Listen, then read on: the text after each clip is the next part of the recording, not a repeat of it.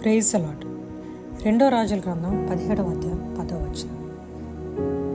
ఎత్తైన కొండల అన్నిటి మీదనేమి సకలమైన పచ్చని వృక్షాల క్రిందనేమి అంతటి విగ్రహములను నిలవబెట్టి దేవతా స్తంభములను నిలిపి.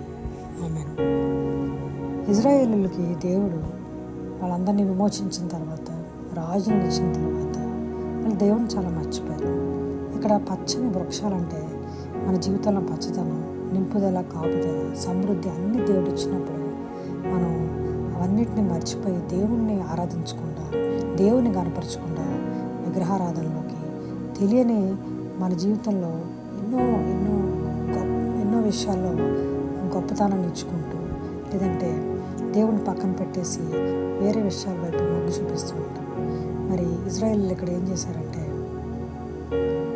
వాళ్ళ చుట్టుపక్కల ఉన్న వేరే జనాంగాన్ని చూసి, వీళ్ళంత మంచిగా ఉన్నారు, వీళ్ళ ఆచారాలు ఎంత బాగున్నాయి, మనం పుణ్యం తెచ్చుకుందాం, మనం పాటిద్దాం అనుకుని వీళ్ళ పచ్చగా ఉన్న వాళ్ళ జీవితాల్లో, పచ్చగా మంచిగా ఉన్న వాళ్ళ జీవితాల్లో దేవుడు ఏదైతే సమృద్ధిని ఇచ్చాడో అవి దేవుడు ఇచ్చాడని మర్చిపోయి వేరే విషయాల మీద మొగ్గు చూపించి విగ్రహారాధనలోకి వెళ్ళిపోయారు.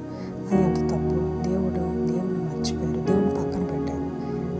మరి 10 ఆజ్ఞల్లో మరి దేవుని తప్పితే, యెహోవా దేవుని తప్పితే ఇంకా వేరే ఏ దేవుణ్ణి మొక్కొద్దు అని ఉంటుంది. కానీ ఆ ఆజ్ఞను వాళ్ళు మర్చిపోయి, ఆజ్ఞను పక్కన పెట్టి వాళ్ళు దేవుణ్ణి ఆరాధించడం మానేస్తారు. అలాంటప్పుడు వాళ్ళు దిగజారిపోతారు. దేవుడు వాళ్ళ వైపు చూడటం.